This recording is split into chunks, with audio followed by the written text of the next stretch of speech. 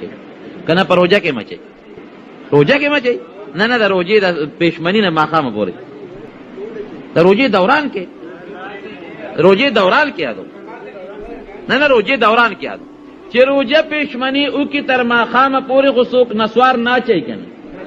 نو دا وروسته م ورپسې ما اچوي په چونډی شړق راغورځېږه وروسته مو غورځوه کنه دا د له خدای پاک یو پدل درکه کنه خو یاره چې بس مرمه یاره که د نسوارو نه څوک مړ شو ګناه زما د غاړې ده زه به یې جنازه وکړم کنه بلکل چې څوک نسوار اچوی دې مجلس کې ناست یې ټول نن قصد وکړئ چې نسوار به واچو بس مړه په دې خوله خو ته الله یادوي چې په کومه خوله الله یادوي او د پیغمبر نوم پې په هغې به ته نسوار باچې مرې به پې چې پرېږدې یې مړ به شم یاره جي کافره نشره نشم نه څه نشره پکې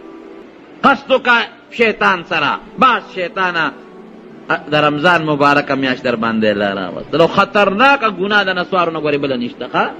دا مو چې دا ګناه نه ده یو نشه ده او نشه حرامه ده یوه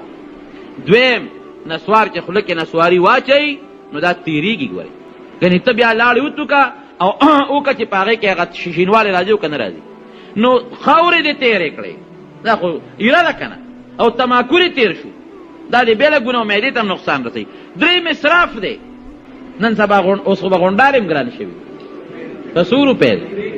په درې شو ګوره د روپۍ نه درېو ته وخت ولې پټرول ګران شو که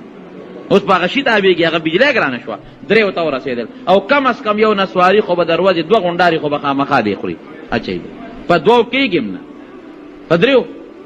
درې چې خوري نو 9 روپۍ ورځ شوه نو د میاشتې څو شوې تقریبا 200 روپۍ دا 200 روپۍ د الله جومات کې ورکه کړه والله چې واقعي نسل الله ټکو جومات د څوک شمه نه راوړو 9 روپۍ ورځ د نه مفتو کې لاړه دا دې بل اسراف شو او بله غټه ګناه څه ده فخر هم پې کوې ولې ما له به د چین ماچین خاپیري راځي نسوار مې چولې ما زه چې ته طالب هم یو ځل نو ما له یو طالب نسوار راکړل وی ته دا ما یې لکه دا نسوار ښه شی نه دی ما ته دا واچو چې سبق په خوند پېښې وی په هوا به ګرځئ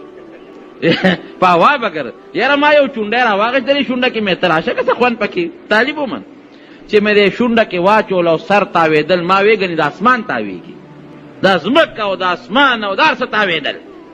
او صیب الټی رالې الټی مې هم 3-4 ځله وکړلې او بیا مې هغه شګه راواغېسته او شونډه مې پې مګله او دا شونډه مې هم سوځېده ما وی توبه د دې دغه نه توبه وی دا چین ماچین خاپیري راځي چې سړی نسوار واچي او په هوا به وی ګرځي یو ګناه شوه بل د خلکو مخکې کې بل پې فخر کې څونه ګناهونه یو ځای شو نو دا د ورورولۍ خبرې مې درته وکړې زما دا خبرې په بدو ماړه وی ښه دا چې چاته څوک نصیحت د دین کوي هغه یې نږدې وي نو زه راته ځان نږدې ګڼم او ته مې هم نږدې رورې چې ما له دومره د لرې ځای نه مانځله راځې خو ما سره دې مینه ده نو زه به هم در سره مینه ساتم د آخرت د غم نه به دې خلاصوم نو مهرباني وکړې قصد وکړې زما ټول ورونو که څوک هم نسوار اچوي نو د نن نه توبه وباسه چې بیا به نسوار بلکل نه اچوي داسې ده که نه ده توبه ده که نه که څوک نسوار اچوي انشاءالله العظیم حجر اسود ښکلی او پکې نسوار اچوي په مدینه منوره کې قسم په خدای قسم مې راته وخوړ مدینه منوره کې په شهر 60 را روانم یو سړي سګرټ څښه غټه غټه ښکلې ګیرې ده هیر مې دي چې پټکې یې وخو نه خو غالب ګمان مې دار چې پټکې یې موالي او پښتونو چې سګرټ یې څښله مټه مې کله کونی مې رور یو خبره ته کوم خفه کېږم ارې بلوچستان